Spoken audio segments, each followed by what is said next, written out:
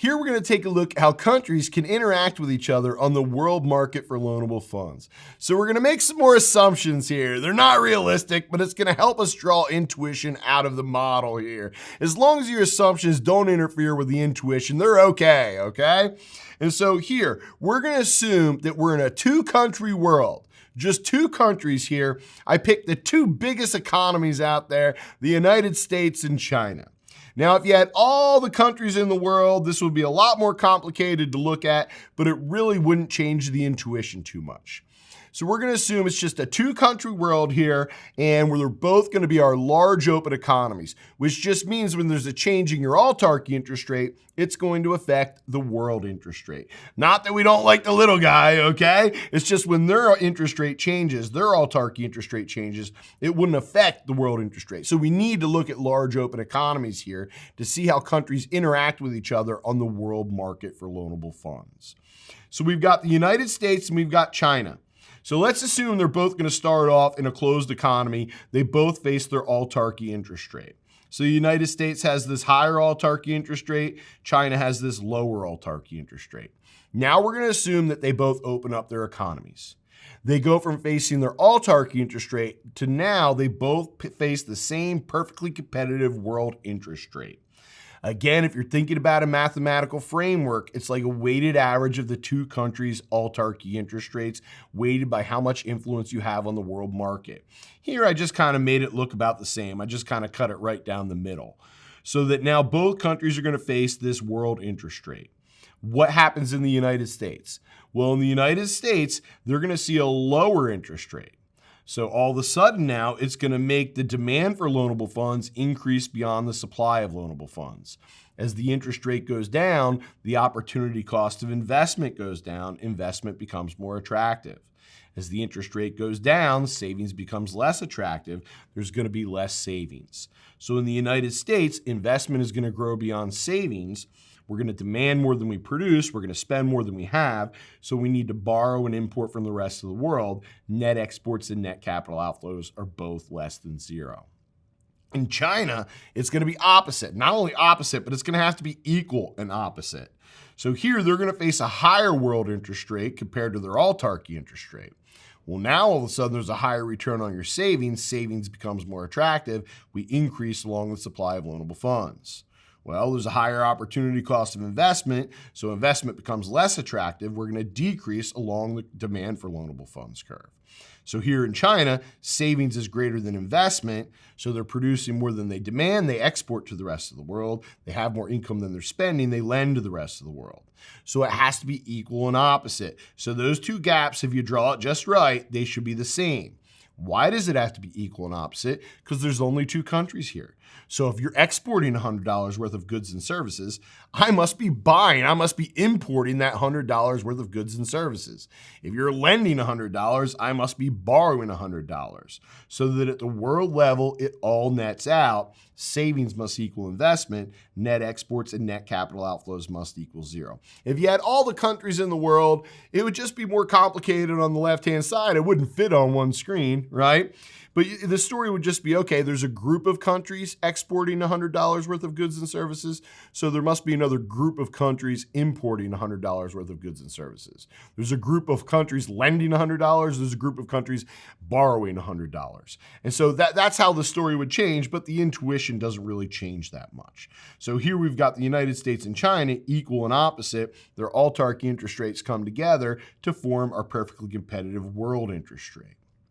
Now what we want to do, we want to look at there's a change in the autarky interest rate in one of these countries. How does it affect the world? How does it affect the other country? Here we're going to take a look at a situation where the government in the United States encourages more savings. All right, so the U.S. government is going to, change the tax code to encourage more savings, and it's going to work. That is going to show up as an increase in the supply of loanable funds in the U.S. So as there's an increase in the supply of loanable funds, you see that autarky interest rate starts to come down. We're a large open economy, that's going to affect the world interest rate. So you represent that as a shift in the supply of loanable funds at the world level. At the US, that shift looks bigger. We're just part of the world, so at the world, it looks smaller. So when there's an increase in the supply of loanable funds at the world level, Well, now all of a sudden there's going to be a lower world interest rate. We want to see what that does to savings and investment in both countries. Now, in the United States, an increase in the savings caused this whole thing. So now we look at the intersection of our new supply of loanable funds and our new world interest rate. We're going to see that savings increases. We're also going to see as the interest rate comes down, we're going to move along that demand for loanable funds curve.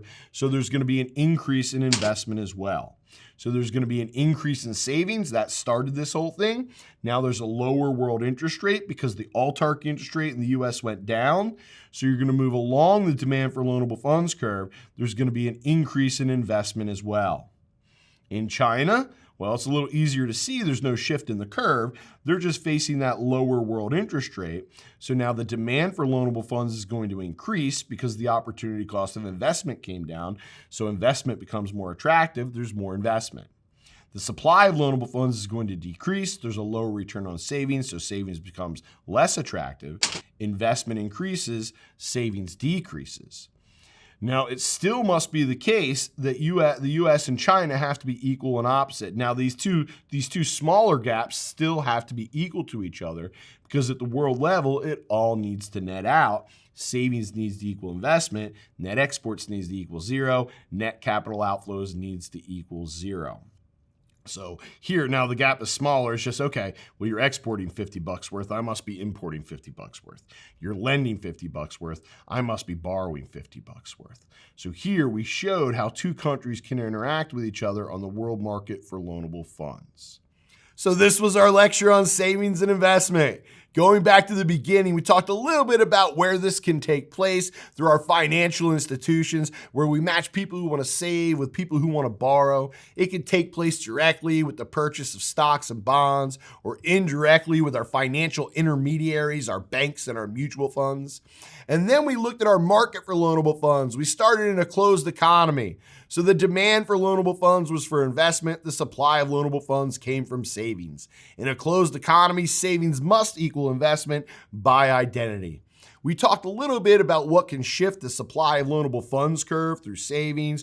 We talked about what can shift the demand for loanable funds curve through firms changing their demand for physical capital. We talked about J-Bone's House of Ribs, all right? And then after that, we opened up the economy. We started talking about international trade and international finance with our net capital outflows. They have to equal to each other.